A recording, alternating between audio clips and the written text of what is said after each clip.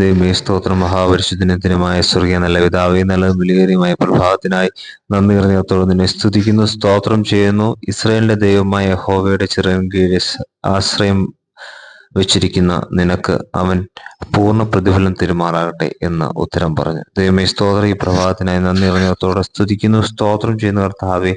ദൈവമേ ഹല്ലേലൂയ. സർവശക്തനായ ദൈവത്തിൽ ആശ്രയിക്കുന്നവർക്ക് ഹല്ലേലൂയ സ്തോത്രം. അവൻ പൂർണ്ണ പ്രതിഫലം നൽകുമെന്നുള്ള വചനം ഈ ദിവസം നീ അടിയങ്ങൾക്ക് ദാനമായി തന്നല്ലോ, അതിനായി നന്ദി പറയുന്നു കർത്താവേ.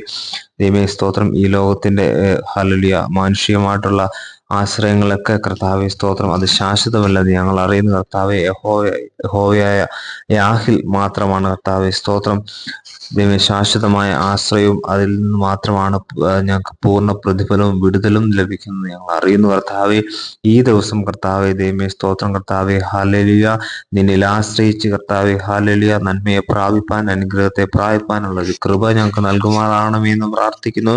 ഇസ്രായേലിന്റെ ദൈവം ഹല്ലേലൂയ, പരിശുദ്ധനായ ദൈവം, വിശ്വസ്തനായിട്ടുള്ള ദൈവം ഹല്ലേലൂയ, സർവശക്തനായ ദൈവം ഹല്ലേലൂയ, അടിയങ്ങളെ കർത്താവേ സ്തോത്രം ഈ വചനം കേൾക്കുന്ന എല്ലാവരെയും അനുഗ്രഹിക്കുമാറാകണമേ എന്ന് പ്രാർത്ഥിക്കുന്നു. അവരുടെ വിവിധ ആവശ്യങ്ങളോട് നീ കൂട്ടായിരുന്നു അനുഗ്രഹിക്കുമാറാകണമേ എന്ന് പ്രാർത്ഥിക്കുന്നു.